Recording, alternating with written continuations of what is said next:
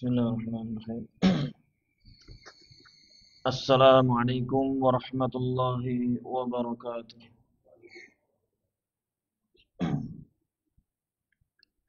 Alhamdulillahi rabbil alamin. Wassalatu wassalamu ala nabiyyina Muhammadin wa ala alihi wa sahbihi ajma'in. Amma ba'd. Jamaah Masjid As-Salam rahimakumullah.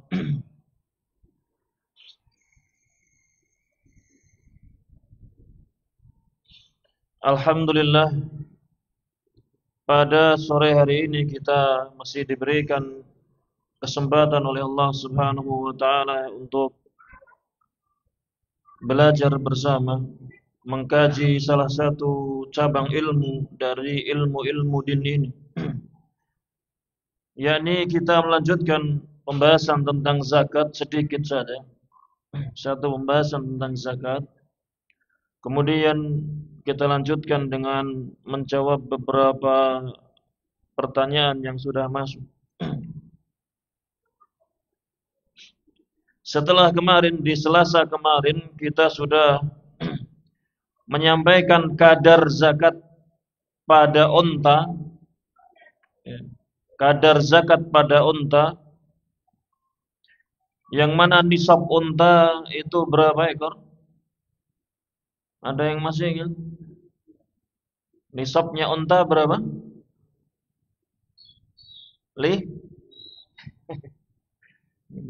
Masa dia gitu, 5, tinggal jawab ma saja. 5 ya, nisab unta 5 ekor. Ketika sudah memiliki unta 5 ekor dan dia sudah memeliharanya, menggembalakannya selama 1 tahun, maka zakat yang wajib yang harus dikeluarkan yakni berapa ekor? Hah? 1 ekor kambing. 1 ekor kambing. Kambing apa? Jawa usia 1 tahun atau domba, yakni apa? Yang diambil bulunya usia setengah tahun. Ya, itu penjelasannya di pembahasan kemarin tentang unta. Adapun sekarang yakni qadrul wajibi fil baqar, yakni kadar yang wajib dikeluarkan pada sapi.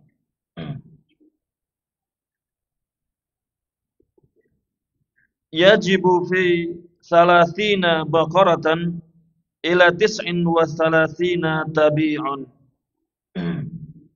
Wajib pada sapi yang berjumlah 30 ekor sampai 39 ekor. Sapi dengan jumlah 30 ekor sampai 39 ekor wajib mengeluarkan tabi'. Sapi yang disebut dengan tabi'. Wa huwa ma tamma lahu sanatan. Yang tabi' ini sapi yang usianya sudah sempurna 1 tahun. Jadi kalau punya sapi 30 ekor sampai 39 ekor, maka wajib mengeluarkan zakatnya 1 ekor sapi usia 1 tahun. Wa fi 40 ila 59 musinnatun. Wa hiya ma tamma laha sanatan. Yakni pada sapi dengan jumlah 40 ekor sampai 59, sapinya berjumlah 40 ekor sampai 59 ekor, maka dikeluarkan 1 musinnah. Yakni maksudnya sapi yang berusia sempurna 2 tahun. 1 ekor sapi usia 2 tahun.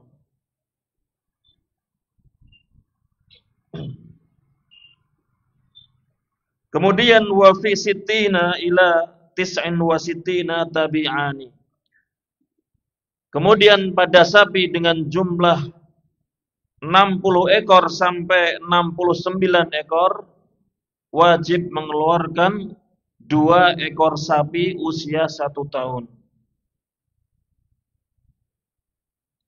Kemudian rumusnya pada berapa kadar zakat yang dikeluarkan pada sapi, yakni fi kulli thalathina tabi'un wa fi kulli arba'ina musinnah.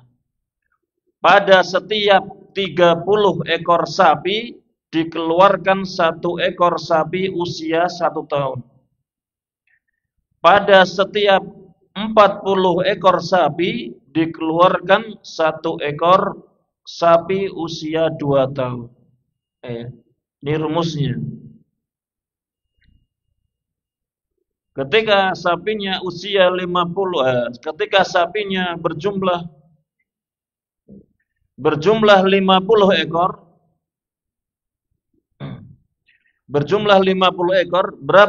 apa yang dikeluarkan? Wajib yang dikeluarkan 1 ekor sapi usia 2 tahun. Kalau sapinya berjumlah 70 ekor, berapa kadar wajib yang dikeluarkan? 70 ekor. Berarti apa? Setiap 30 ekor sapi wajib mengeluarkan 1 ekor sapi usia 1 tahun. Setiap memiliki 40 ekor sapi mengeluarkan 1 ekor sapi usia 2 tahun. Berarti kalau dia punya 70 ekor sapi, dia mengeluarkan 1 ekor sapi usia 1 tahun dan 1 ekor sapi usia 2 tahun. Gitu ya. Karena 70 itu 40 ditambah 30. Gitu. Kalau 90 ekor sapi, dia punya 90 ekor sapi, berarti dia mengeluarkan berapa ekor? 2 sapi usia berapa? 2 tahun, berarti sisa 10 ekor nanti. Berarti apa? Dia mengeluarkan 3 ekor sapi usia 1 tahun. Karena 30 tambah 30 tambah 30. Iya. Iya. Kalau 120 ekor sapi mengeluarkan berapa? Berapa? Jadinya mengeluarkan berapa kadar wajibnya? 4 ekor sapi usia 1 tahun atau dia mengeluarkan 3 ekor sapi usia 2 tahun. Karena dibagi 40 bisa, dibagi 30 bisa. Iya, itu cara menghitung apa? Zakat pada sapi.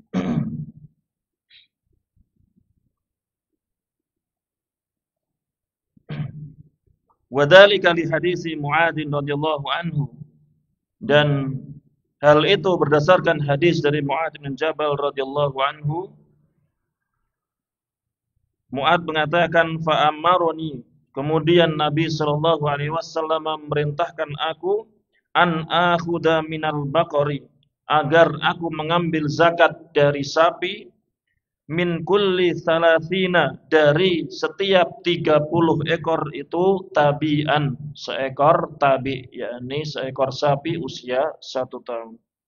Wa min kulli arba'ina musinnatan, dan pada setiap 40 ekor sapi aku diperintahkan mengambil sapi usia 2 tahun. 1 ekor sapi usia 2 tahun.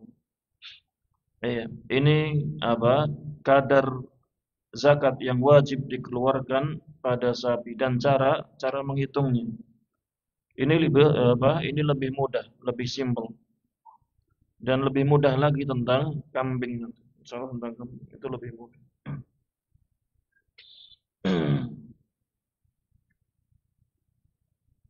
Sampai jam berapa?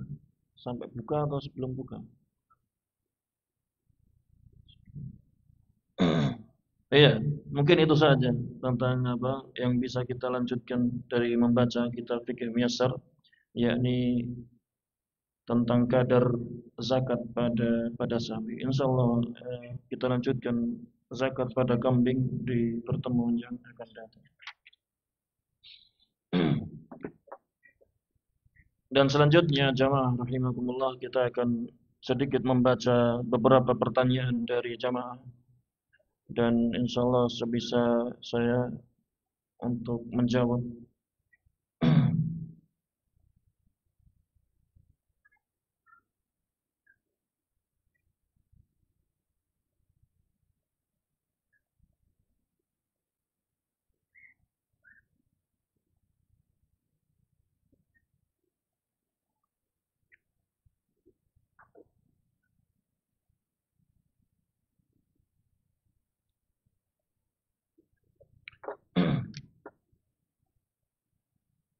Eh, Hah? Yang ini dulu aja. Iya, ini ada beberapa pertanyaan. Ada yang tertulis baru saja, karena baru saja, insyaallah nanti kalau ada waktu. Dan ini tentang hukum jual beli, jadi lumayan agak apa, agak butuh referensi. Pertanyaan pertama yang masuk, yakni bagi wanita,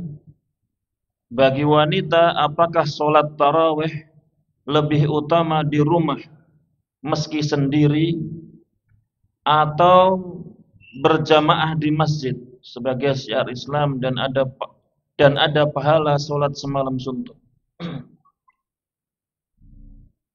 Ya. Jadi pertanyaannya tentang wanita, sholatnya wanita. Ya. Jadi jangan apa disamakan dengan laki-laki.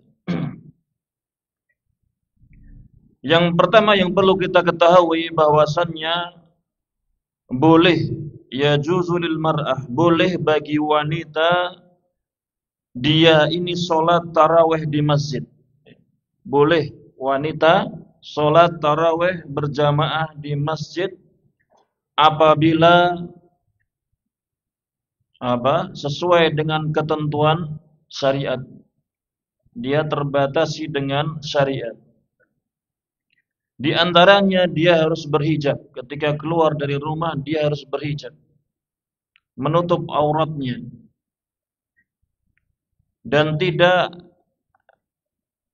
berhias, tidak melakukan tabarruj, tarkuz zina, tanpa menghias diri. Kemudian tanpa pakai minyak wangi. Ini khusus wanita. Diperbolehkan bagi wanita jamaah sholat tarawih di masjid. Sebagaimana sabda Nabi sallallahu alaihi wasallam, la tamna'u ima Allah masajid Allah. Janganlah kalian melarang, menghalangi wanita-wanita, para wanita menuju masjid-masjid Allah. Tidak boleh untuk dihalangi. Tentunya tadi dengan beberapa ketentuan, Dia berhijab, menjaga auratnya, dia tidak tabarruz, tidak bersolek, tidak berhias diri, dan juga tidak tanpa minyak wangi. Kemudian adapun mana yang lebih utama, yang afdal itu mana?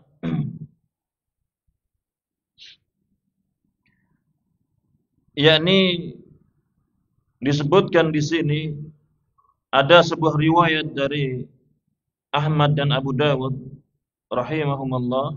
Nabi sallallahu alaihi wasallam bersabda, la tamna'u nisa'akum al-masajida wa buyutuhunna khairul lahunna.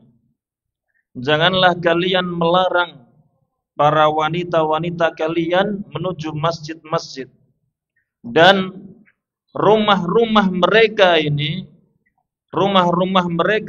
lebih baik bagi mereka. Rumah-rumah ini lebih baik bagi mereka. Maka tidak ragu lagi tidak diragukan lagi yang afdal, yang utama bagi wanita, yakni salat di rumah-rumah mereka. Salat tarawih di rumah-rumah mereka. Ya. Itu lebih utama bagi wanita dan juga lebih besar pahalanya. Lebih besar pahalanya.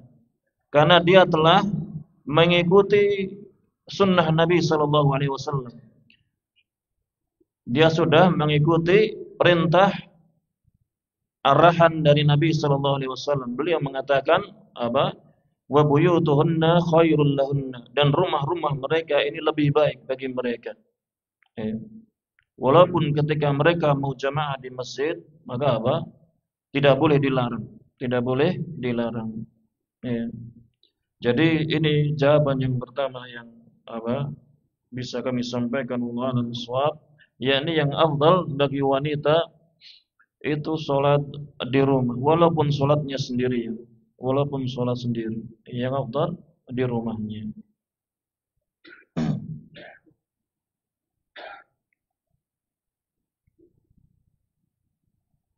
Kemudian pertanyaan yang kedua, saya terbiasa sholat tarawih 23 rakaat. Saya terbiasa sholat tarawih 23 rakaat. Lebih afdal mana? Sholat 11 rakaat bersama imam atau ikut imam 8 rakaat terus pulang lalu nambah di rumah kurangannya. Ini sudah saya sampaikan di pertemuan yang lalu sebenarnya. Dua-duanya sebenarnya diperbolehkan. Boleh dua-duanya. Cuma apa? Mana yang lebih utama? Ini yang perlu kita ketahui. Yang lebih utama yakni salatlah bersama imam sampai selesai. Sebagaimana sabda Nabi sallallahu alaihi wasallam, "Man qama ma'al imami hatta yansarifa kataballahu lahu qiyamal lailah." Barang siapa salat malam, salat tarawih bersama imam sampai selesai imam, maka Allah catat baginya salat semalam suntuk. Allah akan menetapkan, menulis bagi dia salat semalam suntuk ketika dia mau salat bersama imam dari tarawih sampai selesai witirnya. Maka yang kami sarankan yakni hendaknya dia salat bersama imam. Ketika imam 11 rakaat, ya ikuti 11 rakaat. 11 rakaat. Kemudian ketika di malam harinya nanti terbangun mau menambah rakaat salat lailnya atau salat tahajud atau salat tarawih, maka tidak masalah bagi dia. Maka tidak masalah.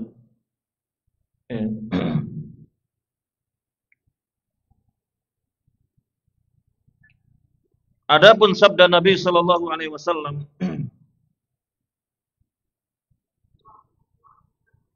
"Ij'alu akhir salatikum bil-lail witr." Jadikanlah akhir salat kalian di malam hari ini salat witir.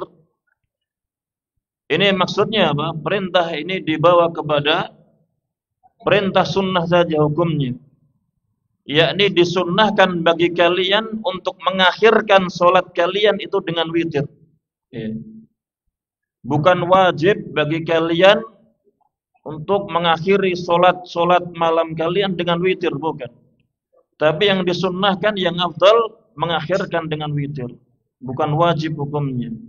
Kenapa? Karena pernah terjadi Nabi sallallahu alaihi wasallam salat malam 13 rakaat, yakni beliau salat 8 rakaat kemudian witir. Kemudian setelah witir beliau salat 2 rakaat lagi. Setelah witir beliau sallallahu alaihi wasallam salat 2 rakaat lagi. Kemudian Imam Nawawi rahimahullah mengatakan, berkomentar bahwasannya apa yang dilakukan Nabi sallallahu alaihi wasallam salat 2 rakaat dalam keadaan duduk setelah witir itu menunjukkan dalam rangka untuk menjelaskan, menunjukkan bolehnya salat sunnah setelah witir. Bolehnya. Ini Imam Nawawi rahimahullah. Dan juga menunjukkan bolehnya salat sunnah dalam keadaan duduk. Karena beliau ketika menambah 2 rakaat setelah witir, beliau sholat dengan duduk. Jadi apa yang jadi pertanyaan kedua, yakni ketika dia mau menambah sholat dari yang dilakukan oleh imam di masjidnya, maka tidak masalah dia menambah sholat menjadi 23 atau 36 rakaat misalnya, maka tidak masalah. Yang jelas yang perlu menjadi catatan, akan tetapi jangan menjadi kebiasaan. Jangan menjadi kebiasaan. Setiap malam seperti itu. Dia sholat 11 rakaat bersama imam, kemudian kurang berapa? 12 rakaat dia tambah di rumah terus. Jangan seperti itu. Kalau memang harus seperti itu, hendaknya cari imam yang 23 saja. Cari imam yang 23 saja. Jadi jumlah rakaat tarawih 23, 11, 36 itu bukan batasannya. Tidak harus baik kita 23 terus. Tidak harus baik kita 11 terus. Jangan terlalu kaku harus itu. Jangan.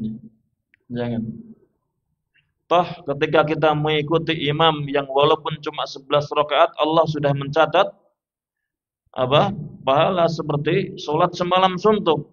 Ya kan, itu kan sudah Masya Allah. Itu sudah keutamaan yang sangat besar.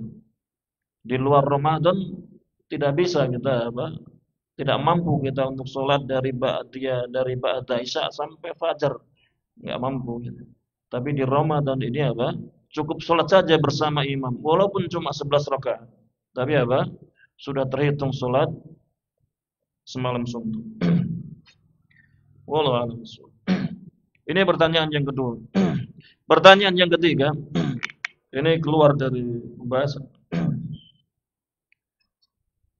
Apa hukum memakai pakaian di bawah mata kaki? Memakai pakaian di bawah mata kaki. Apakah haram atau makruh? Mohon dalilnya. Pakaian di bawah mata kaki, gambarannya atau enggak? Iya.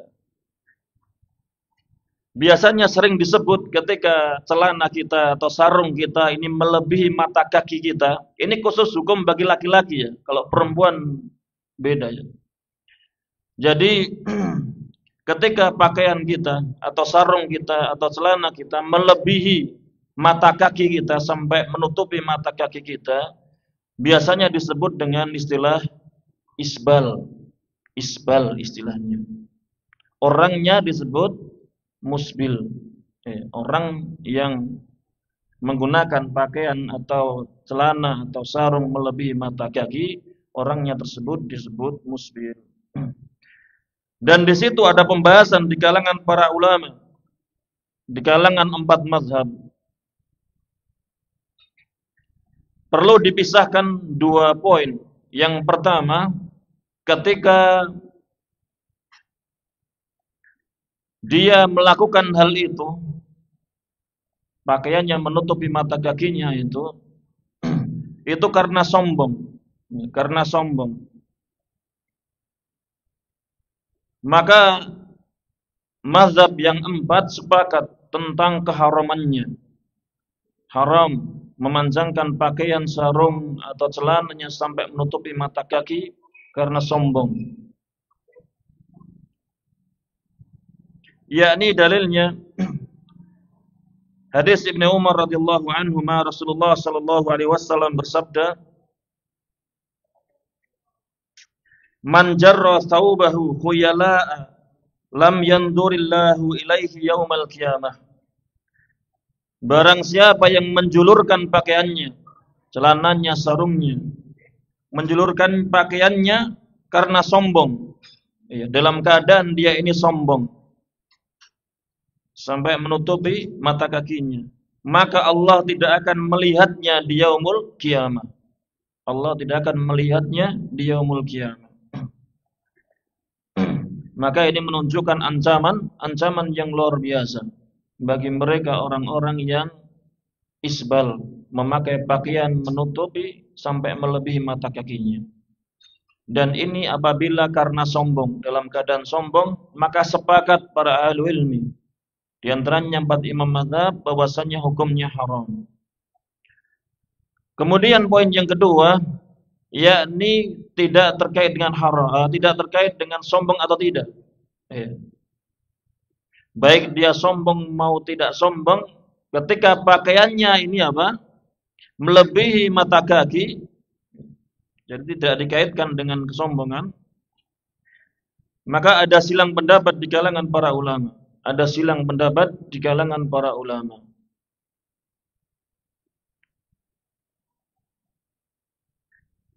Jumhur kebanyakan para ulama, Hanafiyah, Malikiyah, Syafi'iyah, berpendapat hukumnya makruh. Hukumnya makruh. Makruh itu bagaimana? Apabila dikerjakan tidak tidak apa-apa. Tapi kalau ditinggalkan mendapatkan apa? Pahala, mendapatkan pahala.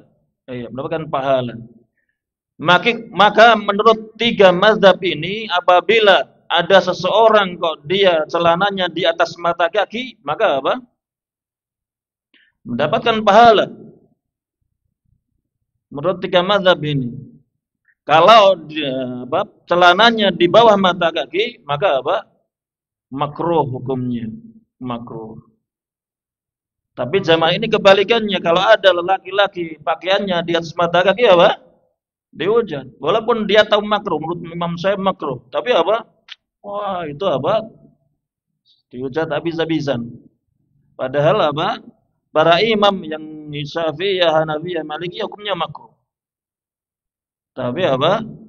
Ketika ada yang di atas mata kaki, seolah-olah apa? Malah haram yang di atas mata kaki. Ini apa? Pemikirannya agak kurang tahu saya dari mana ini. Kemudian riwayat yang lain, pendapat yang lain yakni dari Hanabilah, pendapat dari Imam Ahmad rahimahullah, yakni hukumnya walaupun tidak sombong ketika apa? Celana sarung ini sampai di bawah mata kaki hukumnya haram. Hukumnya haram. Sebagaimana sabda Nabi sallallahu alaihi wasallam, "Ma asfala minal ka'baini minal izari fa finnar." Riwayat Bukhari.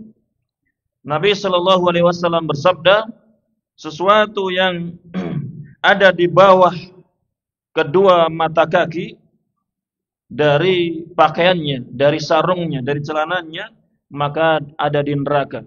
Maka dia di neraka. Ini ancaman di neraka. Tidak disebutkan dalam hadis tersebut dalam keadaan sombong atau tidak. Tapi siapapun yang celananya, pakaiannya, sarungnya itu melebihi mata kaki, maka apa?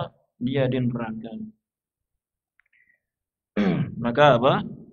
Riwayat dari Imam Ahmad berpendapat hukum isbal ini haram secara mutlak. Adapun jumhur kebanyakan para ulama berpendapat hukumnya makruh saja, sampai makruh saja.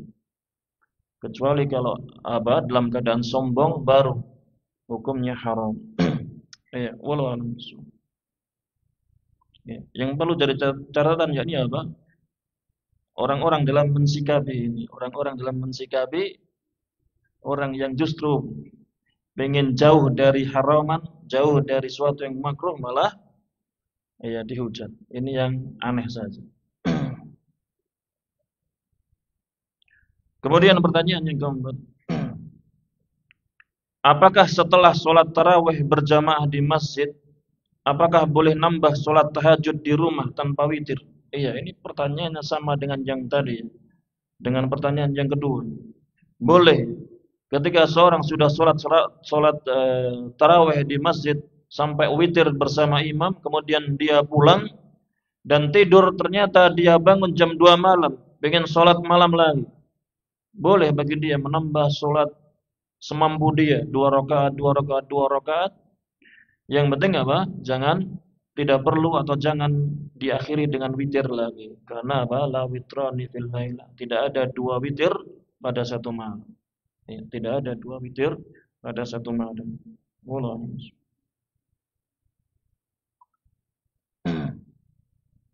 Kemudian pertanyaan yang selanjutnya, adakah tempat dan waktu terbaik untuk membaca Al-Quran? Adakah tempat dan waktu terbaik untuk membaca Al-Quran? Adapun tempat, maka disebutkan dalam sebuah hadis riwayat Muslim rahimahullah dari Abu Hurairah radhiyallahu anhu,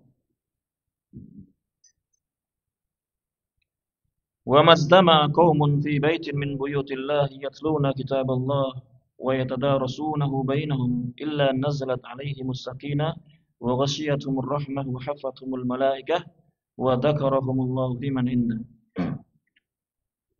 Yakni tidaklah berkumpul suatu kaum di salah satu rumah dari rumah-rumah Allah, yakni di masjid. Tidaklah berkumpul suatu kaum di masjid, mereka ini membaca Al-Quran, membaca kitabullah Al-Quran, dan mereka saling mempelajari Al-Quran di antara mereka. Ada darsnya. Melainkan akan turun kepada mereka ketenangan, sakinah. Akan turun kepada orang-orang membaca Al-Quran di masjid itu apa? Ketenangan. Wa ghasyiyatuhumur rahmah, dan akan melingkupi mereka ini rahmat Allah. Rahmat Allah akan melingkupi mereka. Wa hafathumul malaikah, dan malaikat akan mengelilingi mereka dalam rangka memuliakan manusia yang berzikir kepada Allah dengan membaca Al-Quran. Wa dzakarahumullahu fiman indah, dan Allah akan menyebut mereka.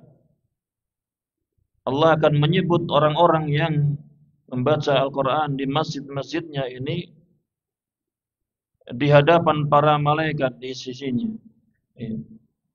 Allah akan menyebut orang-orangnya di hadapan para malaikat yang ada di atas langit. Ini keutamaan yang luar biasa ketika seorang membaca kitab Allah di masjid-masjid Allah Subhanahu wa taala. Apalagi dia membaca kitabullah dalam rangka menunggu waktu sholat. Dalam rangka menunggu waktu sholat. Dia datang untuk sholat maghrib misalnya, dia datang setelah setengah 6. Kemudian sambil menunggu waktu masuknya maghrib, dia baca Al-Quran. Maka apa? Keutamaannya lebih, karena dia mendapatkan pahala sholat. Pahala sholat. Walaupun dia belum mengerjakan sholat, karena orang yang menunggu sholat itu apa? Tercatat sebagai orang yang mengerjakan sholat.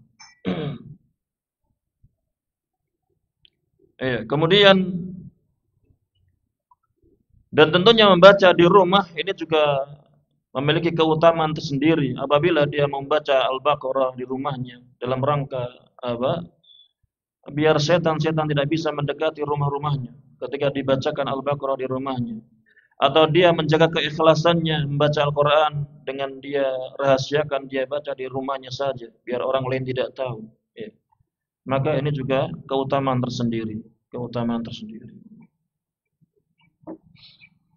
Adapun waktu kapan membaca Al-Quran yang lebih utama, ya di mana di situ utama untuk berzikir, ya di situ apa? Utama untuk membaca Al-Quran. Seperti setelah sholat subuh. Setelah sholat subuh kemudian dia baca Al-Quran sampai syuruk, ya, sampai terbitnya matahari, maka ada keutamaan tersendiri baginya. Dan di waktu yang lainnya, ya. Ketika dia berpuasa dan seterusnya, maka ini keutamaan tersendiri apa? Dalam membaca Al-Quran.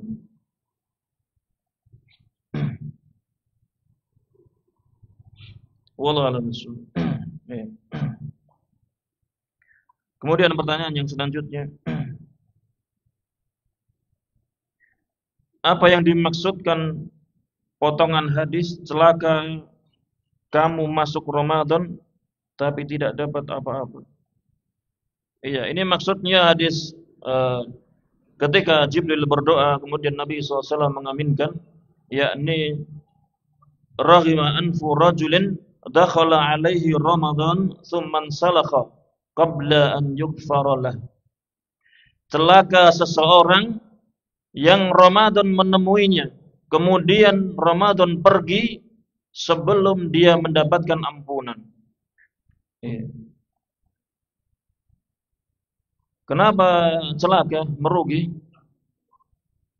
Ya karena di bulan Ramadan itu di sana Allah Subhanahu wa taala memberikan kesempatan yang luar biasa bagi hamba-hambanya.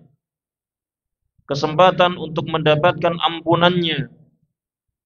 Man shoma dan imanan wa ihtisaban, ghufira lahu ma taqaddama min dambi.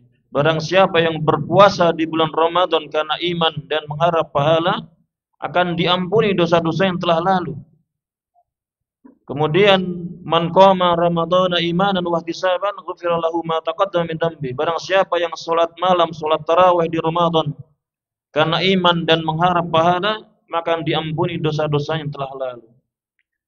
Banyak kesempatan-kesempatan yang Allah berikan agar hamba-hambanya mendapatkan ampunannya.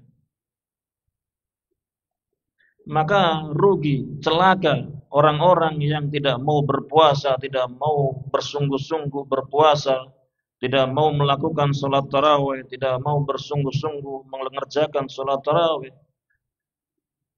Karena dia tidak akan mendapatkan ampunan Allah Subhanahu wa taala.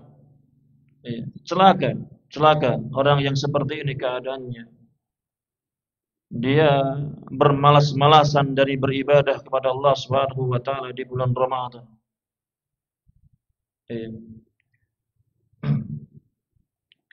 Ini mungkin jawaban yang bisa kami sampaikan. Ada satu pertanyaan lagi.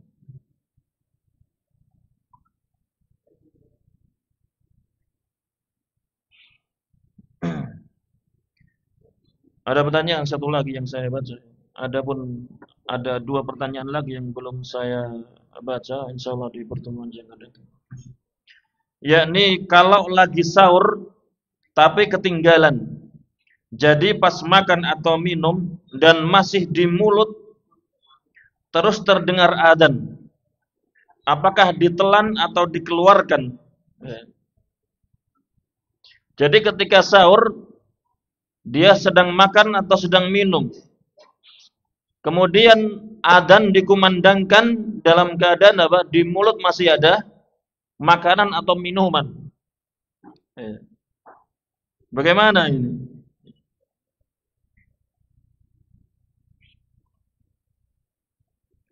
Ditelan atau dimuntahkan?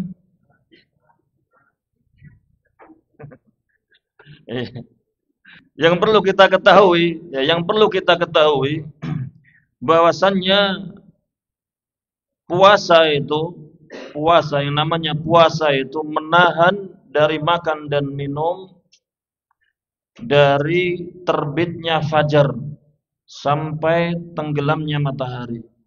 Itu. Jadi yang menjadi acuan yakni mulai terbitnya fajar, bukan dari adzan subuh.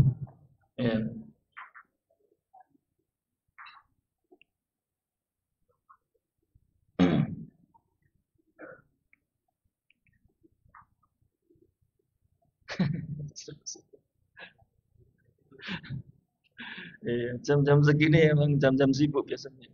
Biasanya macet.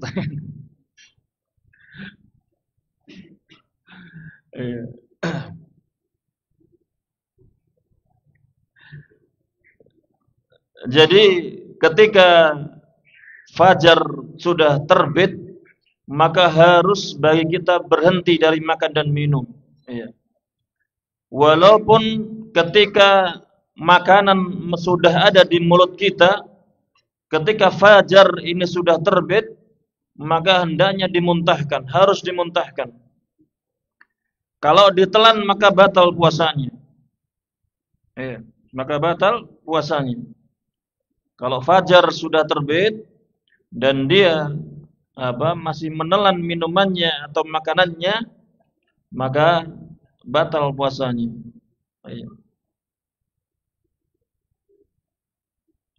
Adapun yang jadi masalah adzan subuh kita ini, patokannya bukan fajar. Patokannya bukan fajar, tapi hitungan abadiyah, hitungan hisab, bukan karena melihat fajar. Sehingga barang siapa yang yakin adzan subuh yang dikumandangkan itu menunjukkan masuknya fajar, maka harus berhenti dia makan minumnya. Harus dia muntahkan kalau ada di mulut dia, yang ada di mulutnya. Tapi kalau dia tidak yakin, adzan ini adzan subuh di sini apa? Bukan karena fajar dikumandangkannya, tapi karena jadwal abadi ini, hisab ini. Dan dia tidak yakin fajar sudah terbit, fajar sudah muncul. Maka ketika dia ragu, tidak yakin dengan adzan subuh tersebut, maka boleh bagi dia untuk menelannya. Boleh bagi dia untuk menelan makanan atau minuman yang ada di mulutnya. Tetapi dalam rangka hati-hati, maka ketika adzan sudah dikumandangkan, maka hendaknya dia berhenti dari makan dan minum. Kalau ada makanan atau minuman yang ada di mulutnya, hendaknya dikeluarkan. Itu yang lebih hati-hatinya. Yang lebih hati-hatinya.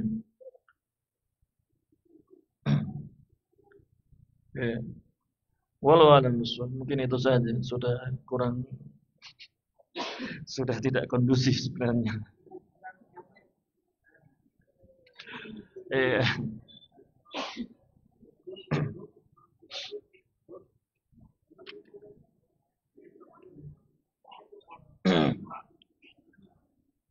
Ya, itu saja yang bisa kami sampaikan, yang bisa kami jawab dari pertanyaan-pertanyaan yang masuk. Insyaallah akan kita lanjutkan di pertemuan yang akan datang. Apabila ada salah kata, salah ucap, kami minta maaf yang sebesar-besarnya. Saya akhiri wasallallahu ala nabiyina Muhammadin wa ala alihi washabbihi wasallam. Jazakumullahu khairan. Wassalamualaikum warahmatullahi wabarakatuh.